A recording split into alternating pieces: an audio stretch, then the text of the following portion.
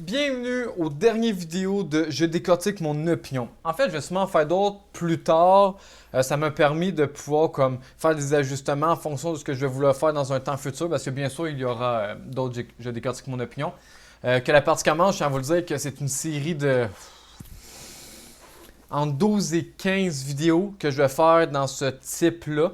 C'est vraiment une suite d'événements que je vais emmener. Ça va être vraiment intéressant. Mais là, ce qui va être aussi intéressant, c'est demain. Demain, oui, demain. Puis c'est une surprise que je tiens à vous qualifier.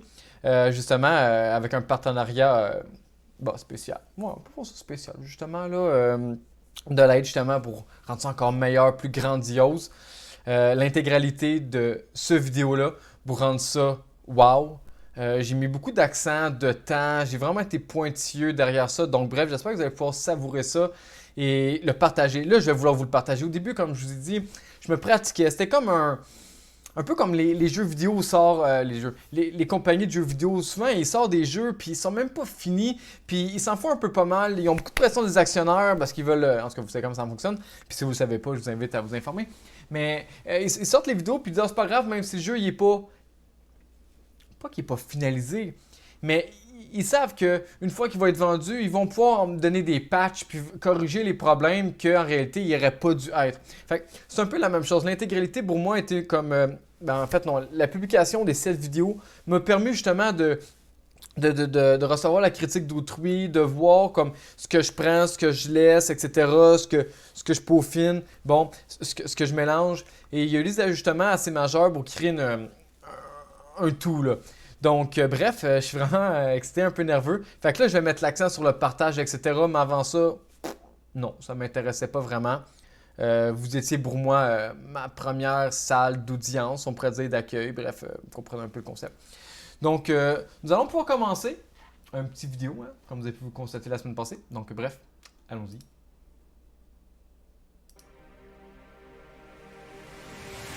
Pour conclure, c'est lors de grandes calamités que nous vivons présentement et prochainement. Thirdly, our generation has reached a turning point, confronted by truly existential problems.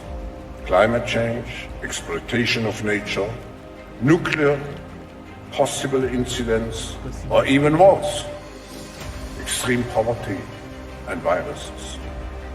They all can lead to an extinction of large parts of our global population. Bon, ça commence un peu raide, mais je trouve que c'était le même exemple que je pouvais pas transmettre concernant justement un peu comme la vidéo que je vous ai montré la semaine passée, là, justement, comment tu veux apprendre, comment tu évolues, comment tu veux vivre de paix, la sagesse ou la souffrance. Et comme Martin Luther King a si bien dit, justement, c'est vrai, il va le dire à la fin, fait m'attendre, mais c'est comme un petit aperçu. Que ce soit vrai ou pas vrai, ce qu'il dit, on voit que les intentions derrière ça, puis si vous voulez en savoir plus, je vous invite à lire son livre, on peut le trouver gratuitement sur Internet, personnellement je ne paierais pas pour ça, là. Mais il me vend déjà assez sa salade que, bref, je ne vais pas l'encourager monétairement parlant, il est assez riche. Donc, bref, mais c'est quand même à prendre ça au sérieux, donc c'est là le concept de la sagesse de comme, ok, comment je peux emmener ça à ce que ça soit à mon avantage? Toute situation dans la vie, c'est comme ça. Je veux dire, tu peux vivre de quoi? De désastreux, là, d'apocalyptique. Là. On parle de point de vue personnel. Et pourtant, la vie est un équilibre. Toute action a une bonne et une mauvaise répercussion. Là. Je veux dire, le mot répercussion, c'est pas le meilleur, mais pour le moment, c'est le premier qui me vient à l'esprit. Donc, c'est vraiment, comment dire, en fait, la perception du bien et du mal, c'est une question vraiment de perception. Je suis sûr que je peux lancer un gros débat pour dire non, c'est pas vrai, ça c'est mal parce que. Puis écoute, c'est vrai, je peux pas dire que c'est bien, mais en soi, des fois, l'action peut être considérée comme mal, mais peut avoir des répercussions tellement bénéfiques qu'en soi, est-ce que je devrais bannir l'action qui est négative, mais qui amène tellement de positif, puis que la répercussion est encore plus grande que la que l'action qu'on juge négative. Fait que, des fois, bref. Comment que vous voulez vous adapter dans un monde futur qui s'en vienne?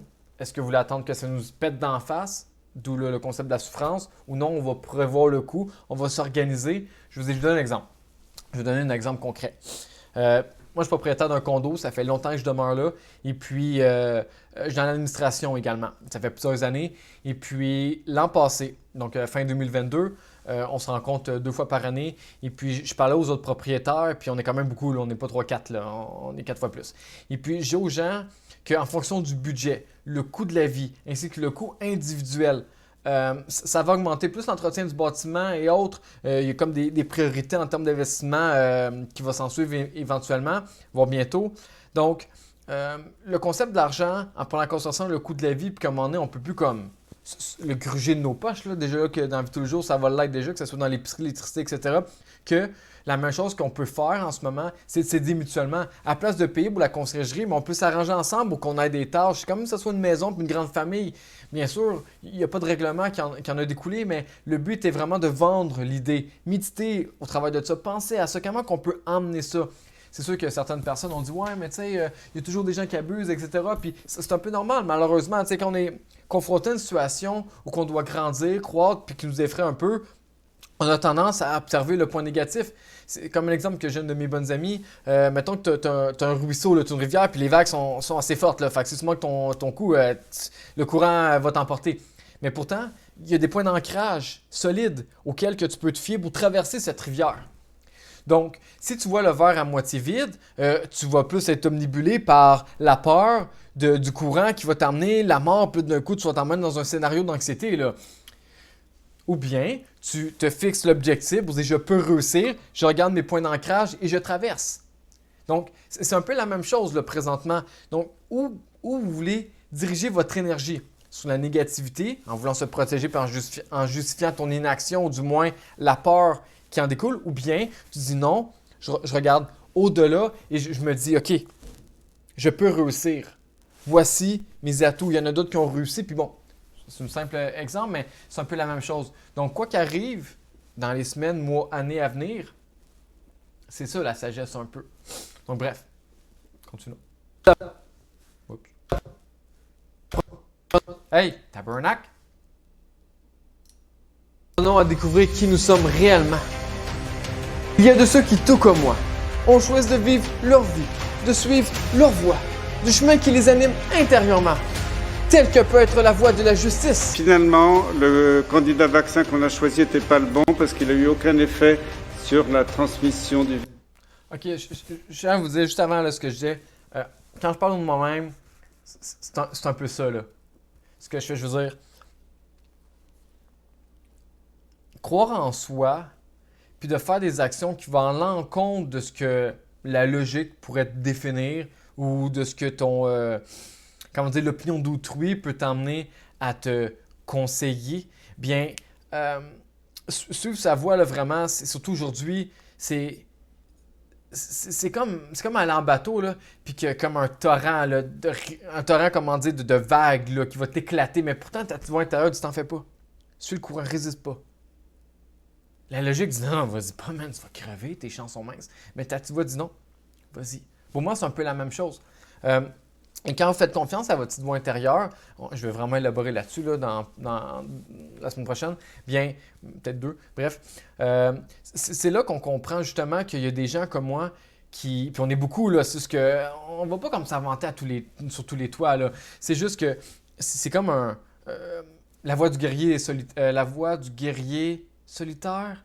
Ah, je suis pas sûr, c'est un livre de Dan Millman, je vous invite à le lire. Bref, non, c'est la voix du guerrier pacifique. Je me trompe, mais c'est pas grave, c'est un peu comme justement le voyage solitaire, c'est un peu le voyageur solitaire, c'est un peu la même chose, vous ne pas. C'est comme partir vers l'inconnu, mais avoir confiance.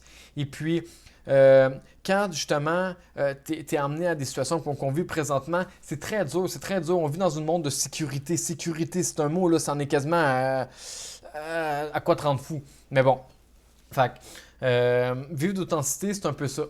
Fait que bref, je vais en parler éventuellement, mais je voulais vous dire que ça, je le dis pas pour les beaux yeux ou genre, ça paraît bien. Non, non, c'est beau vrai, là. Je viens de traverser l'enfer, ça fait 10 ans, là, puis là, ben, en ce moment, je suis rendu à un autre niveau. Donc, bref, puis ça, je tiens à vous aviser justement, bon, professeur Perron, pour ceux qui ne le connaissent pas, mais non, c'est ça, vous le connaissez. En tout cas, bref, si vous ne le connaissez pas, allez voir qu'est-ce qu'il y en est. Mais cette conférence-là qu'il y a eu justement l'an passé, ça n'a pas vraiment fait de long feu, là, dans les médias, en fait, c'est presque focal.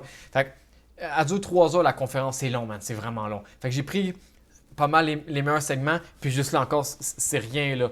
Fait que bref, continuons. virus, ni pour protéger les malades. Donc c'est pas moi qui le dis, c'est Jean-François Delfraissy qui était président du conseil scientifique. Troisièmement, il a dit on n'aurait pas dû comme ça attaquer la liberté des individus dans la population.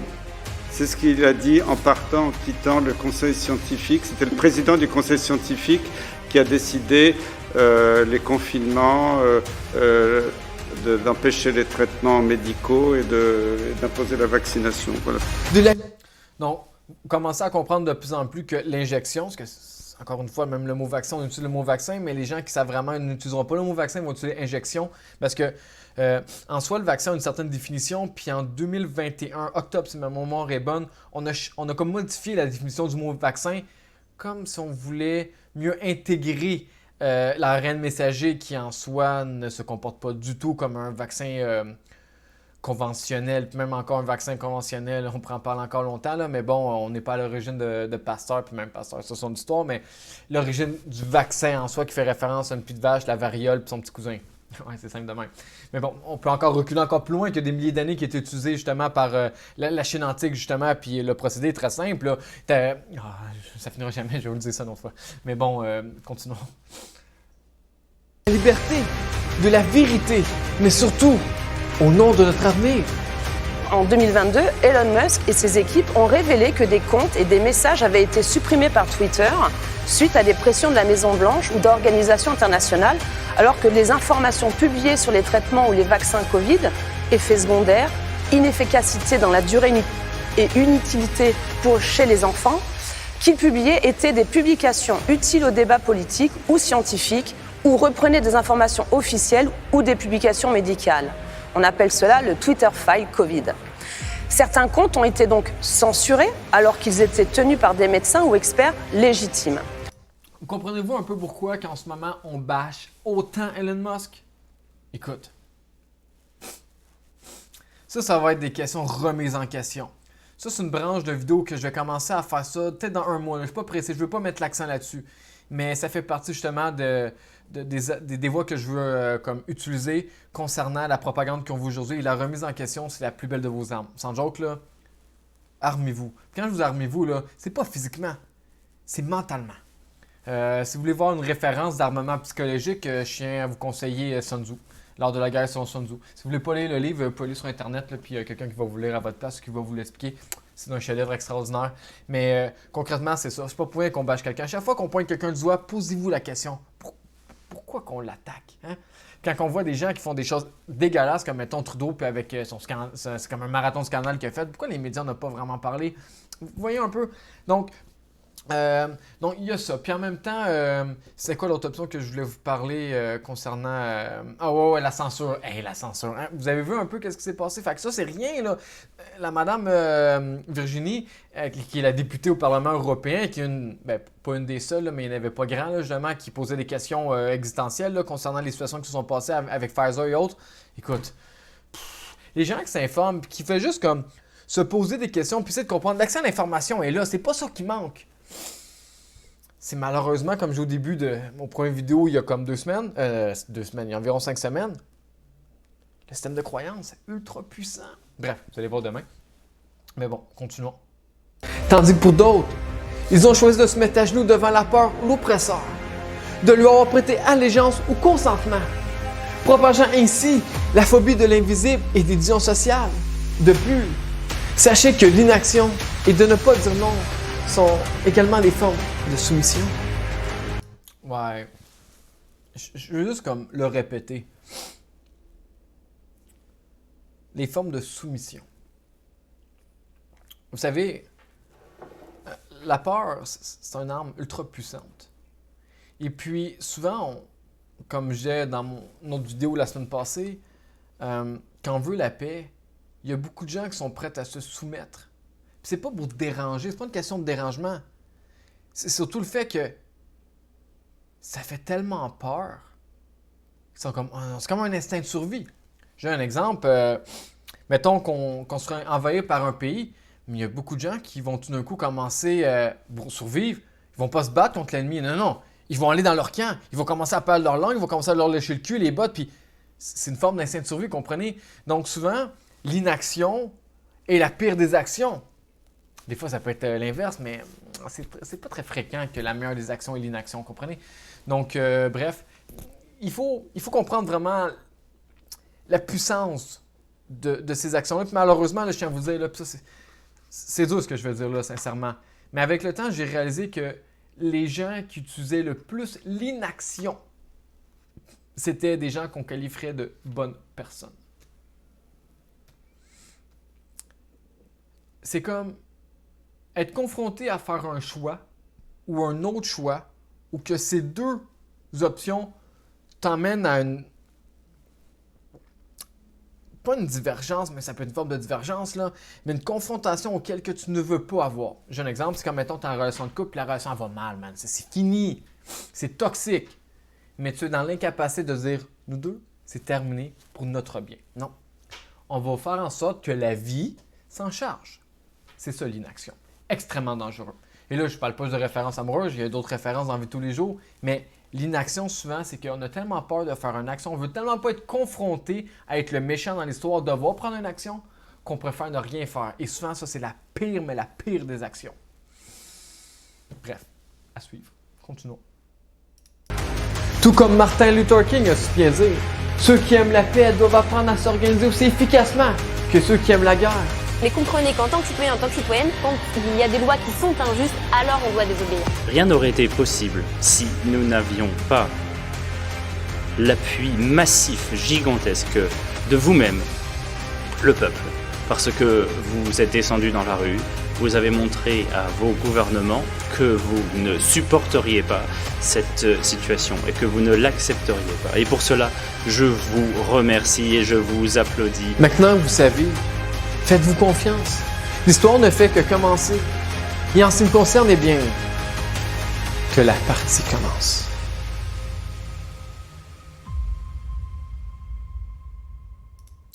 Oh yeah, que la partie commence. Écoute, le titre le dit, puis c'est aussi parce que justement, j'ai commencé vraiment à me faire confiance, pas aller de l'avant. Je ne pars pas en guerre, je ne pars pas en croisade, il n'y a rien de tout ça. Je veux juste que, comment dire,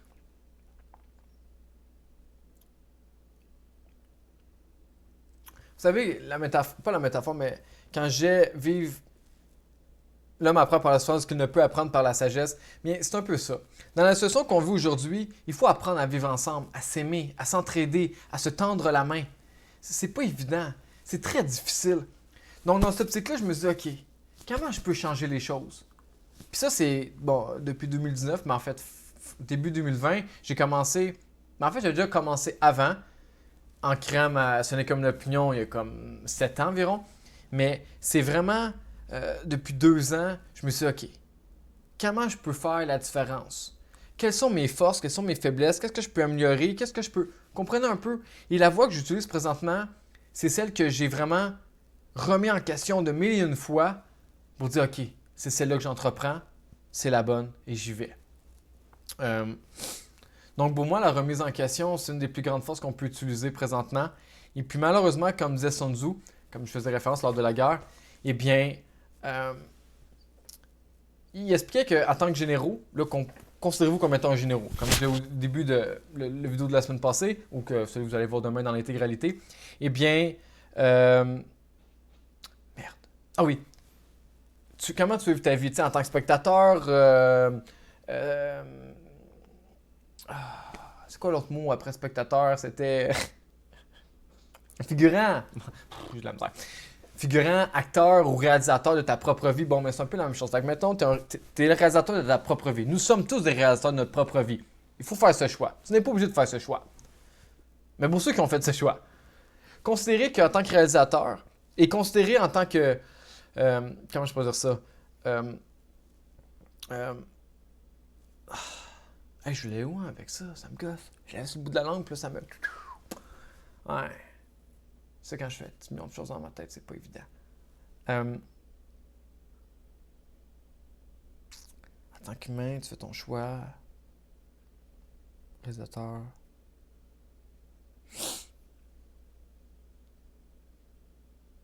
Non, je veux pas oublier. Je suis sûr que je vais mettre à stop, je vais faire comme « Ah, ça me revient. Hey, c'est chiant. » Ah oui, lors de la guerre. Bon, ok, ça va. Ouh!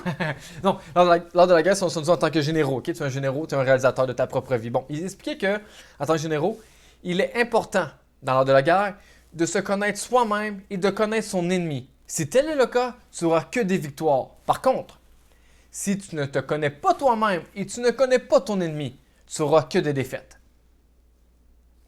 Donc, dans la situation qu'on vit depuis quasiment la naissance à aujourd'hui, combien de gens peuvent affirmer qu'ils se connaissent réellement soi-même? Et là, je dis, vous ne devez pas répondre au nom de votre ego, mais concrètement, est-ce que je me connais moi-même? Pour se connaître soi-même, il faut vraiment être confronté à vivre des situations qui te sortent littéralement de ta zone de confort, de ta zone que tu connais. Se connaître soi-même, justement, c'est de t'amener à devoir faire des choix, des décisions, des situations auxquelles la vie ne te prépare pas. Puis malheureusement, on est tellement comme dans un mode de vie de Watt, ou qu'on vit dans une certaine sécurité omniprésente, que malheureusement, se connaître soi-même devient de plus en plus dur, parce que malheureusement, nous sommes de moins en moins confrontés à devoir faire des choix auxquels que le cerveau, ou devrais-je dire l'instinct, t'emmène dans des situations que tu n'aurais jamais vécu de ton propre chef. Donc, c'est dur de prendre des décisions, comment dire, judicieuses pour soi-même si on ne se connaît pas.